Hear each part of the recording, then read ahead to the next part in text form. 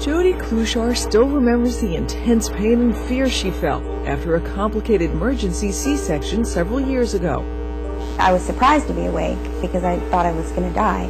Jodi gave birth to a healthy baby boy, but says she felt emotionally numb. Nightmares and flashbacks of her son's birth terrified her. She was anxious and depressed. It was not so much that I was depressed that I would cry all the time. I was just empty. I just wasn't there. Those feelings carried right into her second pregnancy, and Jodi decided she needed help. Her doctor diagnosed her not with postpartum depression, but with post-traumatic stress disorder. Unlike other postpartum illnesses, PTSD is triggered when a mother perceives that her life or her child's life is in danger. The core of their perception of a traumatic childbirth is that during labor and delivery, they feel a lack of control of events. Dr. Cheryl Beck has been studying birth trauma for 25 years. She was recently involved in a study that suggests up to 9% of mothers in the United States are experiencing this disorder.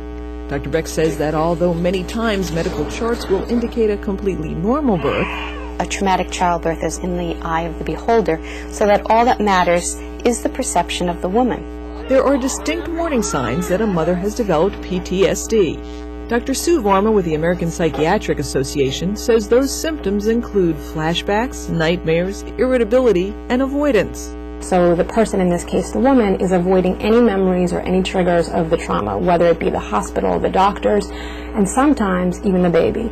Back then, not only was Jodi unable to bond with her son, she was also haunted by thoughts of hurting him and hurting herself. I never thought about actually doing anything, but just the thoughts frightened me so much that I would have to put them down. The first step toward recovery is finding a mental health specialist. He or she can determine the proper course of treatment. Whether it be psychotherapy, a support group, medications, family support. You do have to be ready to face what happened. By the time Jodi gave birth to her daughter, her symptoms were under control. 7 years later, she continues to take medications and see a therapist. She also became an advocate, creating an online support group. There is hope.